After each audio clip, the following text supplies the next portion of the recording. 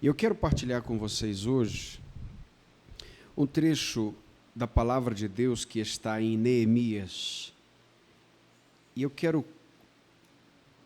pedir a todos que leiamos esse texto. E hoje vou ler até o versículo 12.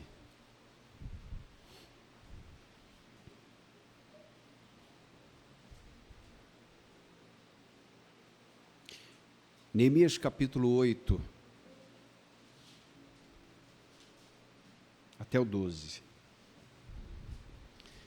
Hoje eu quero falar da importância das Escrituras na construção e na reconstrução da identidade do povo de Deus.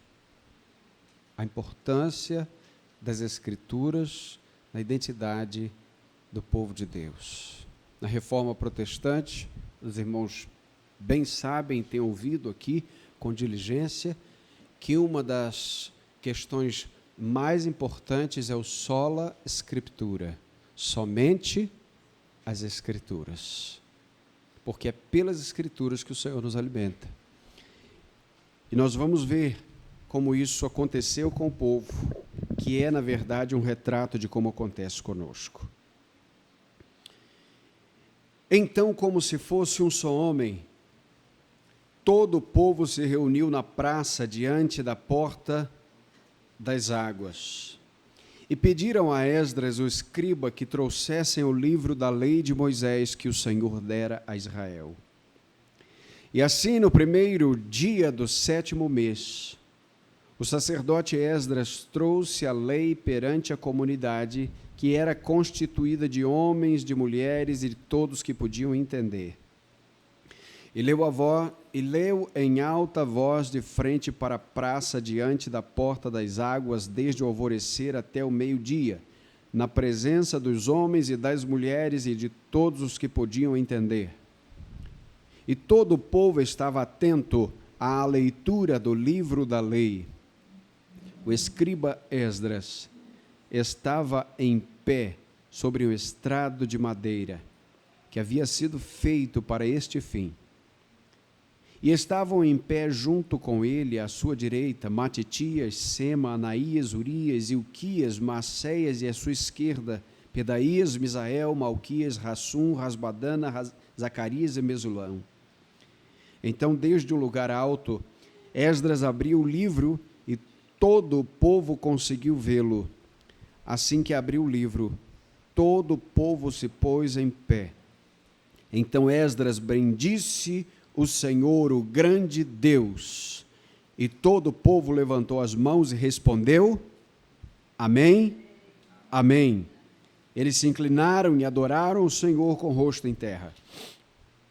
Os levitas, Jesua, Bani, Serebias, Jaminha, Cube, Sabetai, Rodias, Maceias, Quelita, Azarias, Josadabe, Anã e Pelaías explicavam a lei ao povo, e o povo permanecia em pé no seu lugar. Desse modo leram no livro da lei de Deus, esclarecendo o que liam e explicando o seu sentido para que o povo entendesse a leitura. Então Neemias, o governador, Esdras, sacerdote e escriba, e os levitas que ensinavam o povo, disseram ao povo: Este dia é consagrado ao Senhor, vosso Deus. Não vos lamenteis nem choreis, pois todo o povo chorava enquanto ouvia as palavras da lei. E ele lhes disse ainda: Ide, comei e bebei do melhor que tiverdes, e enviai algo aos que não têm nada para si, pois este é o dia consagrado ao nosso Senhor. Vamos repetir isto? Este é o dia consagrado ao nosso Senhor. Portanto, não vos entristeçais, pois a alegria do Senhor é a vossa força. Então os levitas acalmaram todo o povo, dizendo: acalmai-vos, porque este dia é santo. Por isso não vos entristeçais. E todo o povo saiu dali para comer e beber, para enviar algo aos que não haviam preparado nada para si, para comemorar com grande alegria, pois entenderam as palavras que lhes haviam sido explicadas. Vamos repetir isso juntos. Pois entenderam as palavras que lhes haviam sido explicadas. Por tua palavra te louvamos, Senhor. Te agradecemos. E que saiamos daqui nessa manhã como o povo em Neemias capítulo 8, felizes, com grande alegria, porque entendemos as palavras explicadas do Senhor. Edifica nossa vida e glorifica o teu nome no meio do teu povo e através do teu povo neste distrito, em nome de Jesus. Amém, Senhor Deus. Amém. Meus irmãos, Neemias é um texto muito importante para o povo de Deus, porque Neemias, assim como Esdras, trata do momento em que o povo de Deus saiu do cativeiro. O povo que estava ali, você vai ver isso no Salmo 136, não podia cantar as canções, como cantaremos ao Senhor em língua estranha, ou em terra estranha. Eles ficaram 70 anos longe de Jerusalém. 70 anos. 70 anos, gente. Quando passar 70 anos, quase ninguém daqui vai estar aqui. Talvez só as crianças. 70 anos mudam a geração completa. Mas veja, o povo de Deus permaneceu fiel no lugar chamado Babilônia. Deus levantou um rei, primeiramente Ciro, para libertar aquele povo. Depois, Artaxerxes, para conduzir a construção do muro, das torres e das portas de Jerusalém. A essa altura do texto de Neemias, Deus já tinha reconstruído, veja, o templo. Você vai ver isso em Esdras. A partir da instrumentalidade de Zorobabel e outras pessoas que trabalharam, Esdras também, que trabalharam na reconstrução do templo, das paredes, do físico. Até o capítulo 7 de Neemias, você vê o povo agora reconstruindo, além do templo, os muros, as torres e os portões. Mas a partir do capítulo 8 de Neemias, Deus para de reconstruir a propriedade física do povo e começa a reconstruir a identidade do seu povo. E isto não foi feito com tijolo, isso não foi feito com ferro, isto não foi feito com madeira, isto foi feito com a pregação da palavra de Deus. A identidade de um povo está diretamente ligada àquilo que este povo ouve e acredita. Este povo aqui, querido e querida, meus irmãos, tem uma atitude agora diante da pregação. Você sabe que um dos maiores pregadores do Antigo Testamento foi Esdras, o grande pregador da reforma. Esdras capítulo 7, versículo 10 diz assim: e Esdras tinha disposto em seu coração estudar a lei do Senhor, praticá-la e ensiná-la ao povo. É que todo pastor deve fazer, é o que nós devemos fazer, é que os líderes devem fazer. Estudar a lei, praticar a lei e ensinar a lei. E agora, nesse momento, depois que todos trabalharam na reconstrução, você vê aqui até o capítulo 7, muita luta, e luta de verdade, a ponto dos inimigos de Deus se voltarem contra aquela reconstrução e o povo ter que lutar ou ter que reconstruir com uma ferramenta na mão e uma arma na outra. Essa era a ideia. Tá? Não esqueça que aqui é um contexto de guerra mesmo. Mas no capítulo 8, está tudo reconstruído, mas o povo está vazio. E agora Deus vai encher seu povo. Deus vai inflar no seu povo a leitura da lei. E nós vemos uma unidade de pensamento aqui em primeiro lugar. Veja no verso 1. Então, como se fosse um só homem, todo o povo se reuniu na praça, diante da porta das águas. O que é um só homem, gente? Conexão de pensamento, mesma intenção, mesmo desejo, mesma intensidade, porque eles estavam com sede de ouvir a pregação. O texto diz, e pediram a Esdras, o escriba, que trouxessem o livro da lei de Moisés que o Senhor dera a Israel. Ou seja, Esdras, nós não queremos mais agora cimento, argamassa, tijolo, nós não queremos mais ferramentas, nós não queremos outra coisa, nós queremos o livro do Senhor. Traga-nos o livro. Pregue para nós, Esdras. Nós estamos sedentos. Nós precisamos relembrar agora o que o Senhor deu aos nossos pais. Traga-nos o livro. Pregue para nós. E eles estão buscando entendimento profundo. Veja o verso 2.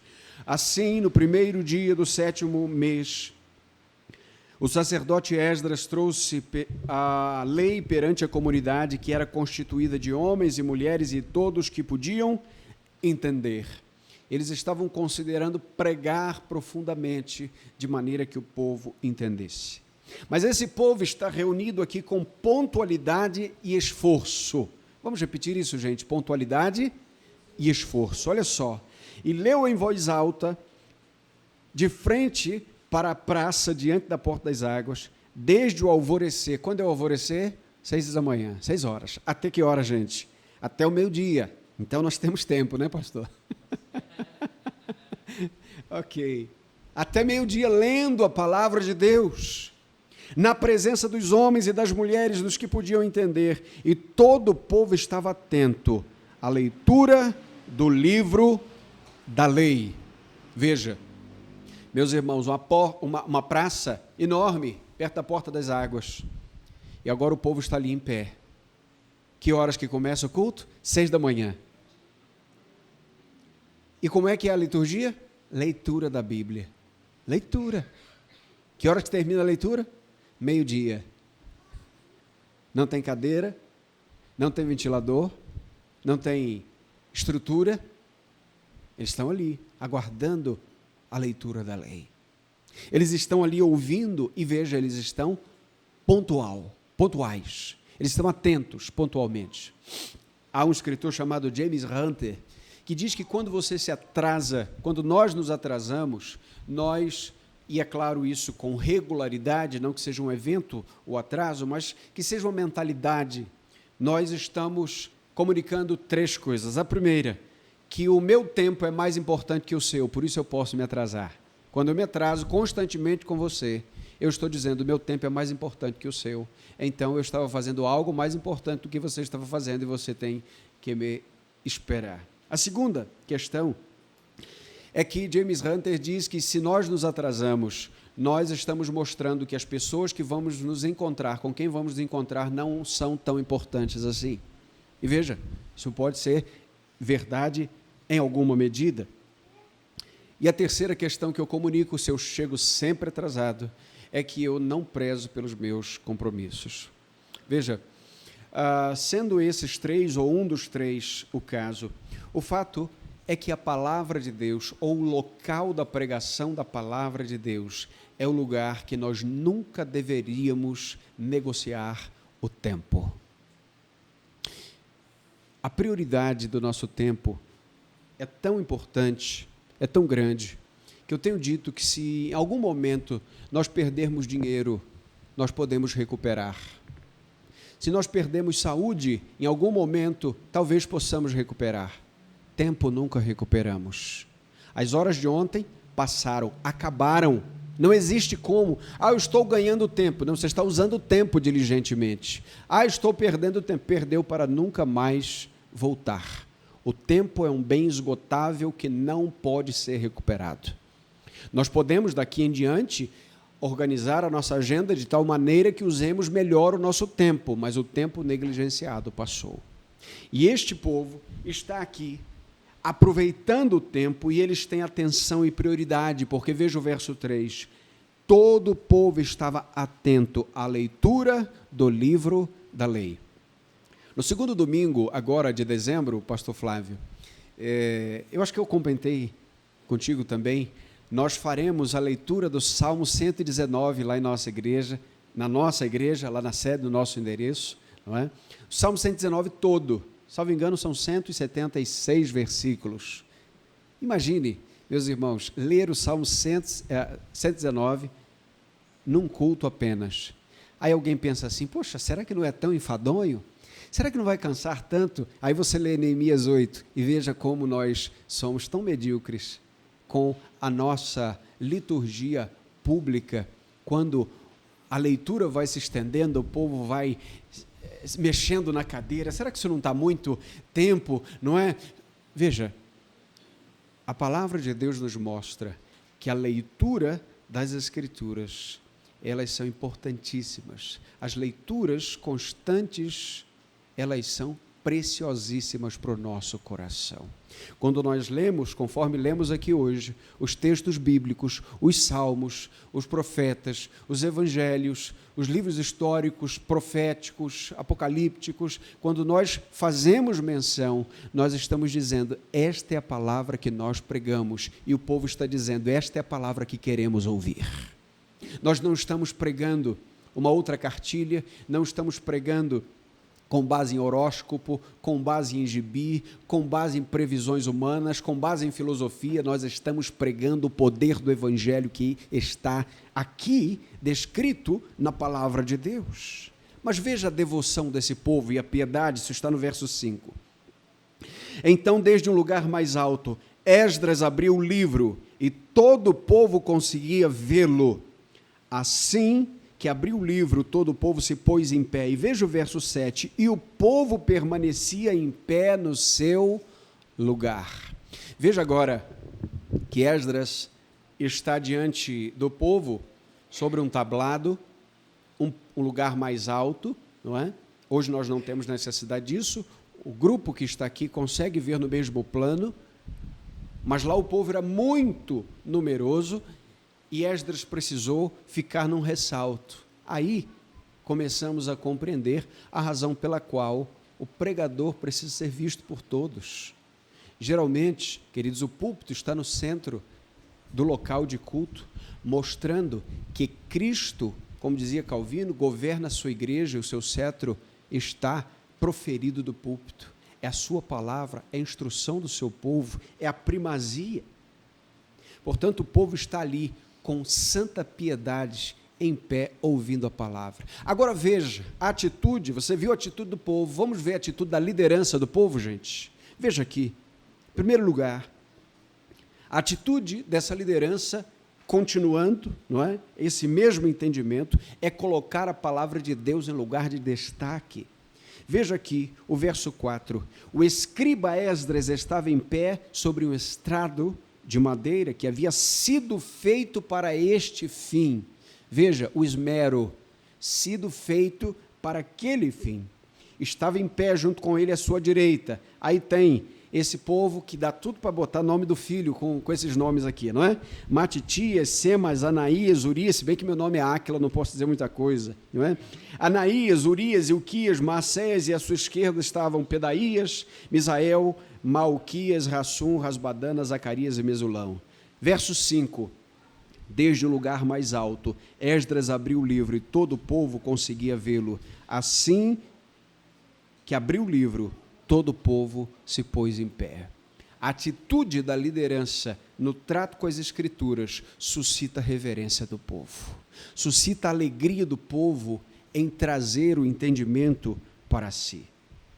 Hoje, meus irmãos, visitados por tantos movimentos contra a palavra de Deus, nós temos um grande desafio, amar as Escrituras e o que Deus diz em sua palavra. Hoje a palavra de Deus está sendo vista como um artefato religioso qualquer, aberto no Salmo 91, páginas amarelas, não é? E as pessoas estão cada vez mais crendo que é apenas um poder místico, religioso, o sincretismo, onde tanto crentes quanto outras religiões começam a usar o Santo Livro de Deus como se fosse um patuá na carteira. E não é assim que está acontecendo aqui. O Salmo 119, versículo 130, diz o seguinte: a exposição das tuas palavras concede luz e dá entendimento aos simples. Meus irmãos, uma criança bem instruída na palavra é mais sábia que um adulto que não conhece as verdades do Senhor. Ele consegue discernir entre coisas eternas e coisas do presente. Como disse Paulo na sua primeira carta aos Coríntios, no capítulo 2, falando sobre o poder do Evangelho, a profundidade e a sabedoria do Evangelho. O homem espiritual discerne bem todas as coisas e por ninguém é discernido. Está aqui. E agora veja, a liderança capacitada, buscando mais capacitação. Gravemos isso, irmãos, aqui que somos líderes. A liderança que está capacitando mais liderança. Verso 13. No segundo dia, os chefes de família de todo o povo e os sacerdotes e os levitas reuniram-se com o escriba Esdras. Para quê, gente? Quem completa? Para estudarem as palavras da lei. Dia seguinte, o que estava acontecendo? Dá uma olhada aí. Acabou o culto, o pessoal foi para casa. O que os líderes fizeram, gente? Se encontraram. E o texto está mostrando aqui que os levitas estão reunidos com o líder da pregação, que é o Esdras, e agora eles estão estudando mais. Vamos fazer o sermão juntos? Vamos perceber o que está acontecendo aqui? Vamos dar de comida a esse povo? É gente capacitando gente. Há um texto lançado recentemente, me perdoe não lembrar o autor, Dave Hunter, eu não me lembro o sobrenome. Estava lendo essa noite um trecho do livro. 3 coisas que um pastor deve fazer, que todo pastor deve fazer: orar, estudar as Escrituras e formar outros líderes. Sempre. Olhamos aqui, vemos oração, leitura e formação de liderança. Vemos em Atos, capítulo 6, nós nos dedicaremos à oração e ao ministério da palavra, formando outros líderes, que no caso ali são os da diaconia. Nós vemos Jesus orando, nós vemos Jesus ministrando a palavra e nós vemos Jesus multiplicando os seus líderes e discípulos. Nós vemos Moisés instruindo o povo em oração, sempre falava com Deus. Nós vimos Moisés instruindo o povo na pregação da palavra, e a partir do que Jetro o ensinou, lá em Êxodo, ele então começou a multiplicar outros discípulos. Aqui está acontecendo, meu irmão, o que Paulo disse a Timóteo no capítulo 2 da sua segunda carta, no verso 2. Timóteo, o que ouvistes de mim diante de muitas testemunhas, passa a homens idôneos e fiéis para que estes transmitam a outros. Portanto, veja, o povo, meu irmão, minha irmã, precisa compreender que o pastor é um só e ele precisa de ajuda, ele precisa de recurso humano, ele precisa de líderes que estejam cercando, dizendo o que vamos fazer, o que vamos ouvir, o que vamos trabalhar com o povo. E nós vemos aqui uma liderança na família, porque os líderes da família estão com eles, e a liderança espiritual também. Mas perceba aqui, que agora esses líderes estão trabalhando, porque o povo começa a chorar naquele movimento de unidade, de pregação, de avivamento, e o verso 11 diz o seguinte: então os levitas acalmaram todo o povo, dizendo: acalmai-vos, porque este dia é santo, por isso não vos entristeçais. Temos aqui o ministério do aconselhamento também no meio do povo. O povo chorando, sem saber o que fazer. Como é que a gente faz com essa emoção toda? Acalme-se, hoje é dia especial. Estávamos, antes de vir para cá, lá em casa, pude preparar mais cedo um café para a moçada, e quando sentamos, fiz uma pergunta: hoje estamos comemorando um dia especial, quem arrisca? E o Azaf disse: dia do Senhor. Falei: acertou. O dia do Senhor, meu irmão, minha irmã, é um dia memorável na nossa agenda. Não é um dia qualquer. Não é um dia que eu escolho se eu venho para a igreja ou jogo futebol. Não é um dia que eu escolho se eu decido se eu vou cultuar ao Deus soberano que me ordena a adoração, ou se eu farei algum projeto familiar, ou se eu vou limpar a minha calçada. Não. Nós estamos muito longe da verdade que a palavra nos ensina. Dia do Senhor não é meu. Vamos repetir isso, gente? Dia do Senhor não é meu. Que desafio para mim isso, gente. E olha que eu sou pastor, hein? E olha que eu trabalho no dia do Senhor. Olha que o pastor Flávio, pastor Jonatas também. E nós precisamos nos policiar para que o dia do Senhor continue sendo dele. Isso estende a toda a congregação. Veja que é um povo sedento em ouvir a palavra, naquele dia que é santo, não porque está no calendário, mas porque o Senhor está falando com o seu povo, e esse Deus é santo. Mas vamos então, finalmente, perceber os efeitos dessa pregação no meio do povo, gente. Veja o quebrantamento, verso 9. Então Neemias, o governador, Esdras, o sacerdote, escribas e os levitas que ensinavam todo o povo, disseram ao povo: este é o dia consagrado ao Senhor, vosso Deus, não vos lamenteis nem choreis. Pois todo o povo chorava enquanto ouviam as palavras da lei. Meus irmãos, nós nos tornamos um povo de olhos secos. Nós nos tornamos um povo que ouve das coisas extraordinárias sem merejar os olhos. Nós nos tornamos um povo a cada dia mais embrutecido por conta da brutalidade deste mundo e paramos com a sensibilidade espiritual que nos toca diante da pregação do Evangelho. Isso começa com orações áridas, que sequer tocam o nosso coração, quanto mais o coração de Deus. Portanto, veja, o povo aqui está chorando, o povo está ouvindo as palavras da lei. Imagine quanta emoção ouvir um texto que há tantos e tantos e tantos anos não era pregado no meio do povo. Meu Deus, estou lembrando disso, não sei quantos aqui têm a oportunidade de voltar em algum lugar que estiveram quando eram crianças. Eu, por exemplo, voltei agora em setembro para pregar na igreja onde eu cresci, Igreja Batista Jardim Bandeirantes. Eu, meu irmão, toda a nossa família, nós fomos criancinhas assim, naquela igreja, andando debaixo dos bancos e tal, tomando varada depois do culto. Minha mãe tinha uma goiabeira santa que brotava para o lado da igreja assim, que dava vara da infância e da juventude, e cada culto era um flash, se a gente estivesse muito dinâmico assim, se é que você me entende. E quando eu voltei lá, eu encontrei pessoas que eu vi quando era pequeno. E aquelas pessoas me abraçaram e disseram: nossa, não mudou nada. Eu falei: que bom. Que alegria ver um povo que ainda existe ali. O Evangelho que é o mesmo pregado há 40 anos passados. Veja, meu irmão, minha irmã. Imagine a emoção desse povo aqui, 70 anos sem pregação. Pensou nisso? 70 anos. Sim, eles tinham certamente, hora ou outra, a leitura, eles tinham a devoção, a partir de Daniel nós entendemos que eles buscavam, ok.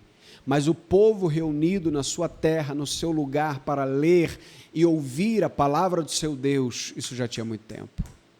A partir daquele momento, Deus foi reconstruindo o coração daquele povo. Nós somos duros de coração. Nós somos, queridos e queridas, pessoas tão difíceis, mas a palavra de Deus vai moldando a gente. Vai destruindo o velho homem e vai nos colocando a imagem de Jesus. Cremos nisso? O que somos hoje, meu irmão, minha irmã, é muito diferente do cenário que poderíamos ser sem Jesus. Alguns de nós aqui, ouça isso que é importante, hein? Ouça que é importante. Alguns de nós aqui sem Cristo poderiam estar na cadeia, outros poderiam estar caídos em alguma calçada, bêbado, sem família, outros apanhando da polícia, outros envergonhando a família, mas todos nós estamos aqui porque fomos lavados e remidos pelo sangue de Jesus. E Deus está fazendo isso com essas crianças aqui, olha. Esse é o povo da aliança, que vai sendo construído e reconstruído com a pregação, com quebrantamento. Nós vemos também alegria, além do quebrantamento, alegria profunda e contagiante. Verso 10. E ele disse ainda: ide, comei e bebei do melhor que tiverdes e enviai algo aos que não têm nada preparado para si, pois este dia é consagrado ao Senhor. Portanto, não vos entristeçais. Agora juntos, pois a alegria do Senhor é a vossa força. A alegria do Senhor é a vossa força. O que tem sido a nossa força, meus irmãos?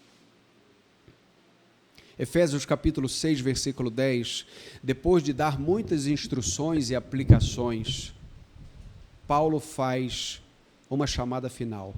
Finalmente, pois, irmãos, fortalecei-vos no Senhor e na força do seu poder.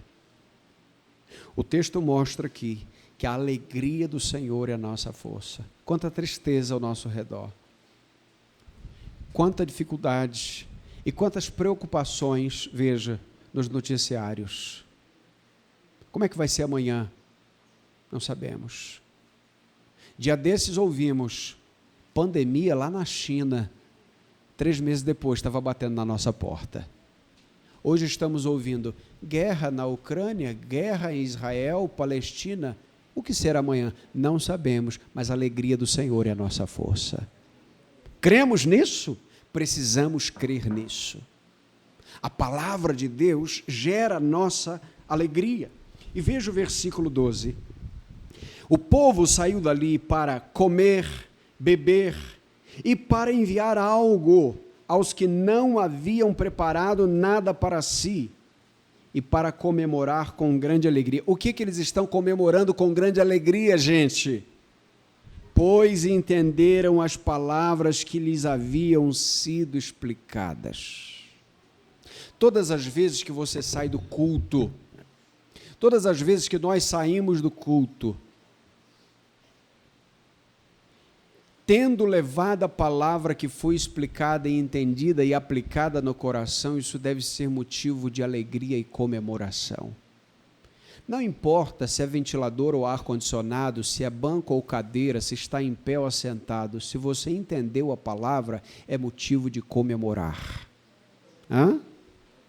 Porque eu vejo pessoas que ficam em casa para comemorar o título do time, no dia do Senhor. Isso é um pecado gravíssimo. Ou não? Ou isso não é diabólico? Ou você não entende que todas as coisas melhores, aspas, da mídia, eles jogam no domingo, porque os crentes assistem. Eu fui numa cidade chamada Curral de Dentro, lá na Bahia. Sabe qual é o dia mais agitado na cidade? Domingo. Sabe por quê? Porque no dia de sábado, os adventistas não compram, não vendem, não trabalham, não fazem nada, a cidade para. Curioso. A cidade passou a respeitar o comportamento religioso deles. Eu não estou exaltando o que eles pregam, não. O que eu estou dizendo é que se os crentes fizessem isso no dia de domingo, no dia que fez o Senhor para a sua adoração, o mundo teria que reagir de forma distinta. Vocês compreendem isso? O povo sai feliz da reunião, gente. Não é porque eles conseguiram uma máquina de fumaça para o culto e nem uma iluminação diferente. Eles não estão comemorando porque conseguiram construir o templo. Não! Eles não estão comemorando e felizes. Eles não estão saindo para comemorar porque os muros, as torres e as portas estão no lugar. Eles estão comemorando depois do culto porque eles entenderam a palavra pregada. Essa é a razão pela qual, quando nós entramos, nós precisamos, assentados, estar em oração. Abençoa teu servo, meu Deus. Abençoa a tua palavra. Quero entender a tua palavra. O livro de Provérbios diz que para o faminto até o amargo é doce. Se você tem sede da palavra, fome da palavra, a menor porção da palavra de Deus, até dura que seja, vai alimentar a tua alma e o teu coração. Agora, se não há interesse com a palavra, pode ser a melhor, a mais exegética, a mais profunda, a mais aplicativa, e o teu coração vai expurgar, porque já está cheia de tanta coisa que não cabe mais às santas coisas de Deus. Diante disso, queridos, compreendemos que o Senhor gera adoração genuína no meio do povo e adoração profunda. No verso 6, preste bem atenção, enquanto Esdras bendiz o Senhor, grande Deus, o povo levanta as mãos e responde amém e amém. Significa, assim seja, eu concordo. E eles se inclinaram e adoraram o Senhor com o rosto em terra. Não tinha carpete, não tinha templo.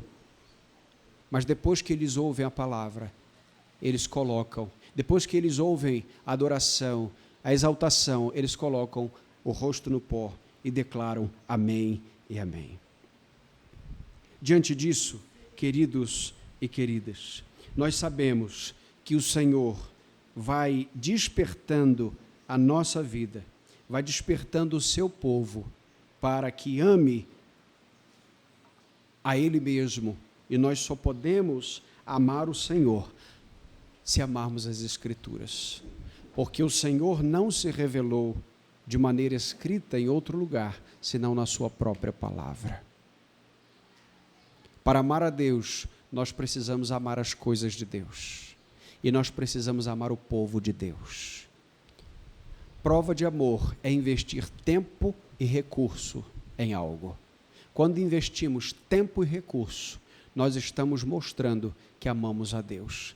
Demas estava junto com Paulo nas suas viagens, mas na sua última carta, Paulo escreveu o seguinte: Demas me abandonou amando o presente século. O problema de Demas é que ele tinha um caso de amor com o mundo. Não amava as coisas de Deus, porque não amava o Deus das coisas. Não amava o corpo de Cristo, porque não amava o Cristo que é a cabeça do corpo. Somos instruídos aqui nessa manhã a amar profundamente ao Deus que nos salvou, nos apegando à sua palavra. A cada dia, a cada culto, meu irmão, minha irmã, seja com 5, seja com 10, seja com 20, seja com 1000 pessoas, preste o seu culto e receba da palavra de Deus para o seu coração. Que Deus nos abençoe, em nome de Jesus. Louvamos o teu nome, Pai, pela tua palavra. Glorificado seja o teu nome pela tua palavra. Eu louvo o teu nome pela vida do teu servo, pastor Flávio, que busca diligentemente pregar a tua palavra aqui, Senhor. Ó Deus, recompensa as mãos calejadas do teu servo no solo com boa colheita no tempo do Senhor. E que este distrito seja, ó Deus, impactado pela tua glória. Obrigado pelos irmãos que já cooperam aqui. Seja o Senhor sobre eles, em nome de Jesus. Amém, Senhor. Deus abençoe a todos.